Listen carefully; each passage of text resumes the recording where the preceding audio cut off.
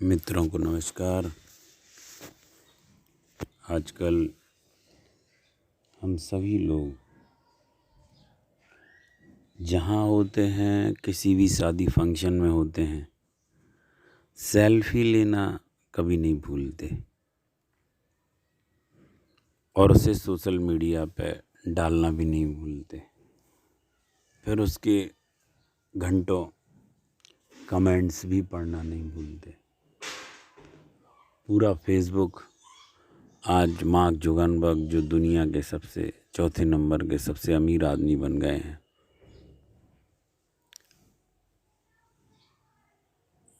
वो इसी पूरी थ्योरी के आधार पर आज टॉप पर है। उसके बहुत सारे पॉजिटिव कारण भी रहे, फिर वो एडिक्शन में बदल जाता है। लेकिन जहाँ तक पॉजिटिव कारण है, उस पर भी मैं थोड़ी बात करूँ। एक रिसर्च के अनुसार अगर हम अपनी रोज़ एक फ़ोटो लेते हैं तो वो आपको उदासी, साइकोलॉजिकल स्ट्रेस, मानसिक तनाव, फ्रस्ट्रेशन, अवसाद, इन सब से बचाता है। एक रिसर्च के हवाले से एक थोड़ी सी खबर बताऊं। सोशल मीडिया पे हर रोज़ की गई आपकी फेसबुक पे जो पोस्ट है, इंस्टाग्राम पे, व्हाट्सएप पे स्टेटस लगाना, जो भी, उसके लिए एक मैगज़ीन लिखती है कि ये रोज़ की एक्टिविटी आपको फिट भी रखती है, आपकी सेहत को अच्छा रखती है। ब्रिटेन की लैंकास्टर ऑफ सेल्फील्ड यूनिवर्सिटी के रिसर्च करने वाले कुछ शोधकर्ताओं ने, बैकग्राउंड में कुछ बच्चे खेल रहे हैं तो उनकी आवाज़ें आएंगी, इग्नोर करिएगा। फोटो डे नाइट पर 2 महीने उन्होंने रिसर्च किया। वो देखना चाहते थे सोशल मीडिया पर लोग आपकी कैसी तस्वीरें अपलोड करते हैं, उसके साथ कैप्शन क्या लिखते हैं और दूसरे इस पर क्या रिएक्शन देते हैं।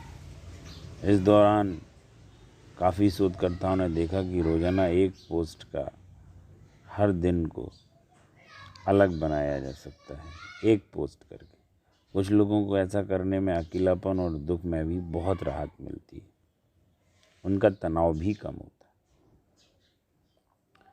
कभी उदास होने पर जब लोग अपनी पुरानी तस्वीरें भी देखते हैं या शादी का एल्बम देखते हैं तो वो थोड़ी सी अच्छी यादों में चले जाते हैं। लेकिन आपकी शादी का एल्बम तो आपके अलावा कोई नहीं देखेगा, या आपकी खुद की फ़ोटो में इंटरेस्ट आप स्वयं ज़्यादा लेंगे।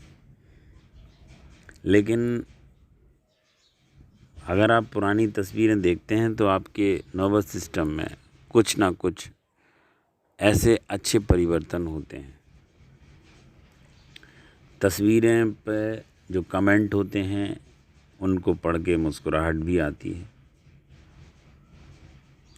इसमें कोई दो राय नहीं कि इंसान तारीफ़ चाहता है, और तारीफ़ चाहने का मतलब बिल्कुल भी बुरा नहीं है, एक ध्यान है। ये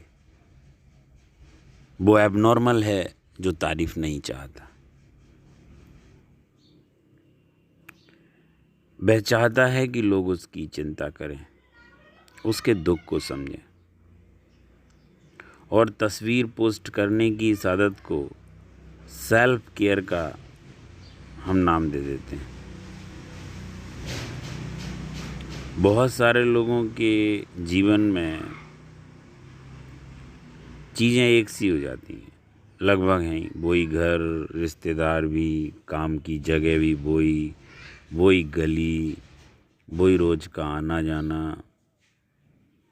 ऐसे में जब आप खुद की एक तस्वीर लेकर सोशल मीडिया पर शेयर कर देते हैं, फेसबुक पर डाल देते हैं, इंस्टाग्राम पर डाल देते हैं, या व्हाट्सएप का स्टेटस लगा देते हैं, उसके बारे में लोग कुछ लिख दें, फिर दूसरे उस पर एक पॉजिटिव कमेंट कर दें, तो उसके जीवन में एक पॉजिटिविटी सी बात आती है। लिख दें ब्यूटीफुल पिक्चर, गॉर्जियस, मार्वलस, ये शब्द मन को हल्कापन देते हैं और हम खुश भी महसूस करते हैं। लेकिन ध्यान रहे ये एक ऐसी लत है जो अगर ज़रूरत से ज़्यादा बन जाए, तो पिछले वीडियो में मैंने जो बोला कि एडिक्शन नहीं बना लेना है। जो चीज़ रचनात्मक थी, इंटरेस्ट पैदा करती थी, उतना तक ठीक है। अभी तो साइंटिस्ट लोग ये सिद्ध कर रहे हैं किसी का ध्यान मिलना भी एक भोजन से ज़्यादा हमारे लिए काम का होता है।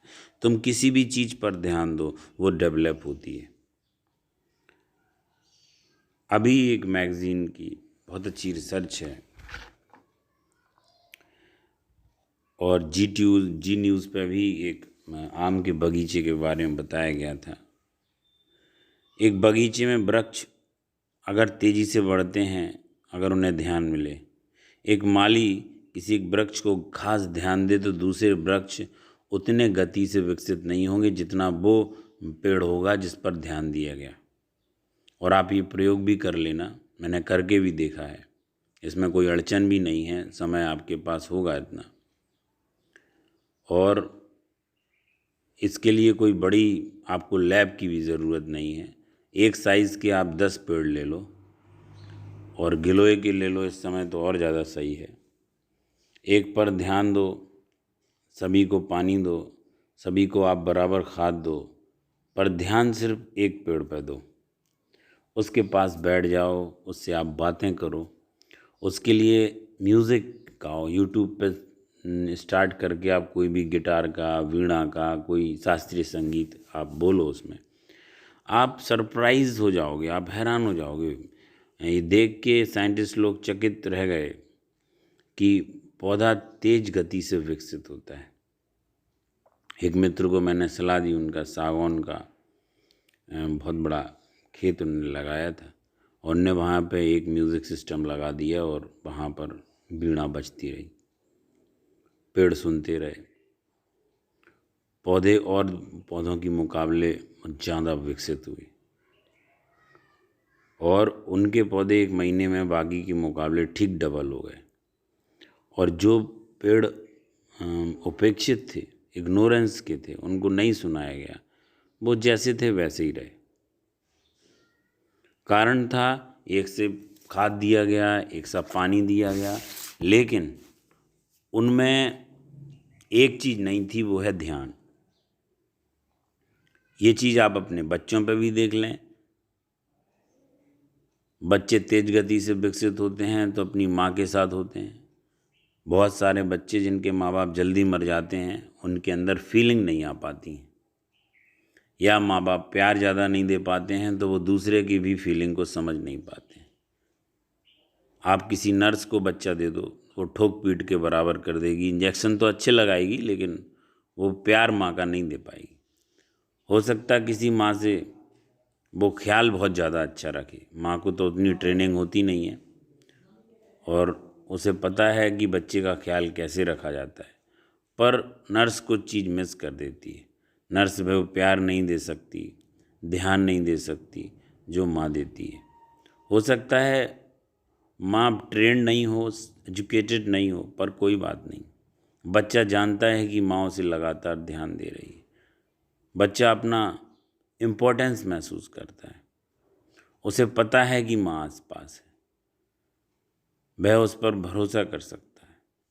माँ का लिंगन, माँ का खास ध्यान, इससे उसे लगता है कि वो बहुत ख़ास है, वो इम्पोर्टेंट है। उस खास का मतलब कोई अहंकार नहीं है। ये ध्यान हर मनुष्य की ज़रूरत है और इसमें भी ध्यान छुपा है। इसमें कोई चापलूसी, कोई टेंशन कुछ भी नहीं, उसकी वो ज़रूरत है। किसी को उसकी ज़रूरत है, किसी की खुशी को उसकी ज़रूरत है। यदि वो नहीं होगा तो माँ खुश नहीं होगी, यदि वो बीमार है तो माँ दुखी हो जाएगी। तो वह दुनिया में बिना उपयोग का है नहीं। कोई इस पर निर्भर है, किसी का उससे लगाव है, कोई है जो यदि तुम दुखी होगे तो वो भी दुखी हो जाएगा। किसी को वो प्रसन्न करता है, उसका होना किसी को प्रसन्न करता है। जब तुम्हें लगता है कि तुम्हारी ज़रूरत है तो तुम्हें अच्छा महसूस होता है। ज़रूरत की ज़रूरत है ध्यान मिलना, इस बात को सुनिश्चित करता है कि तुम्हारी ज़रूरत है। जब तुम किसी के प्रेम में पड़ जाते हो तो वो व्यक्ति अपने को बहुत सुंदर महसूस करेगा। दोस्त हो, कोई ज़रूरी नहीं है, आप किसी से भी अटेंशन ले लो। लव अफेयर में एक एग्ज़ाम्पल है, वो 100% लोगों के साथ वो घटनाएं घटती हैं। आप देख लीजिए, उस समय आप वही फटी हुई जीन्स पहने रहे होंगे बचपन में। और इसका कारण ये नहीं कह रहा मैं, गरीब और अमीर वाली बात नहीं है। जनरल हम लोग इतनी केयर नहीं करते हैं जब छोटे होते हैं, निरहंकारी होते हैं, लेकिन हम लोग उस फीलिंग में महसूस करते हैं और देखते हैं कि जीवन बिल्कुल सुंदर हो गया। आप जल्दी नहा लेते होंगे, आपका सारा अनाड़ीपन चला जाता है, नए कपड़े पहन लेते हैं, जल्दी जल्दी ब्रश करके तैयार होकर के स्कूल चले जाते होंगे, कॉलेज चले जाते होंगे। और अगर गर्मी है और लड़कियों को या किसी को बहुत पसीना बह जाए, उनका मेकअप खराब हो जाता था। आपसे कोई किसी ने अच्छे से बात कर दी, एक रात में पूरी ज़िंदगी बदल जाती। आप किसी के प्रेम में पड़ गए, कोई आपकी ओर 1 मिनट ध्यान दे दे, आप इस दुनिया के सबसे महत्वपूर्ण व्यक्ति, उसी साइकिल पे आप रोज जा रहे थे, उसी बाइक पे आप सवार थे, पर आपकी ज़िंदगी बिल्कुल अलग हो गई। आपकी 2 आँखें आपका इंतज़ार कर रही थी। आपका होना उन 2 आँखों को तृप्त कर रहा था। ये ध्यान है, और ध्यान जीवन के कोने कोने में विधिवत निर्भर है। हर जगह वो विद्वान है। आपकी दुनिया वैसी नहीं रही जैसी पहले थी। आप किसी की ज़रूरत बनते चले जा रहे। एक महिमा, एक आभामंडल आपकी ओर छा जाता है। एक आप अजीब सी आभा से घिर जाते हो। ये प्रमाण है ध्यान का। हाँ मित्रों, और ऐसे हजारों प्रमाण हैं अटेंशन के, चाहे पेड़ों को पानी देना। ध्यान भोजन है, बस वो दिखता नहीं है। और जहाँ भी कोई हम पर ध्यान नहीं देता है, हम निर्जीव होने लगते हैं। जीवन के बहुत सारे पहलू में ध्यान छुपा होता है। आप एक चीज़ और कर सकते हैं।